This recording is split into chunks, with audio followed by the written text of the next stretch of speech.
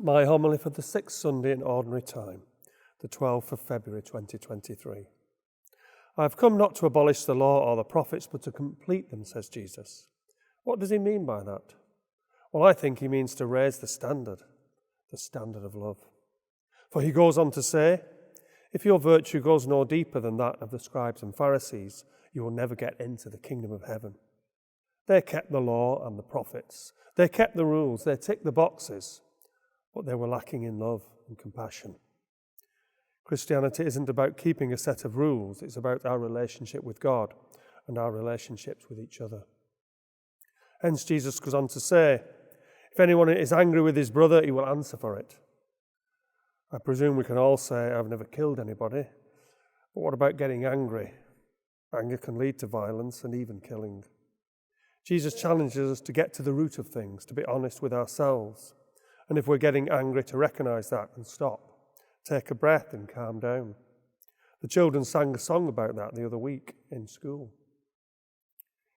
Jesus further says that if we're approaching the altar and remember there that our brother has something against us, then we should go and be reconciled first before we approach. I think that's the origin of the sign of peace at the time we have it, just before Holy Communion.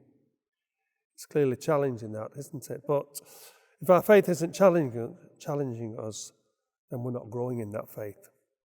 I know someone who says that if he found himself next to certain politicians at Mass, he couldn't offer them the sign of peace. But surely what we're saying is we believe in peace and reconciliation as the best way forward, whatever our difficulties with certain individuals may be. Then we have the next point. If a man looks at a woman lustfully, he's already committed adultery with her in his heart.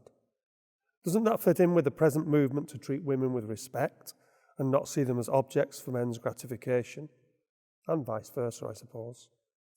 The Bible, old hat. On the contrary, visionary, I would say, well ahead of its time. And there's more. If your right eye should cause you to sin, tear it out. Not to be taken literally, of course, but warning us of the dangers of sin that breaks our relationship with God and with each other and leads to all kinds of injustice and suffering. Sin should never be taken lightly. Then Jesus tackles divorce. Statistically, a third of you could be divorced, as that's the present rate of marital breakdown, I believe.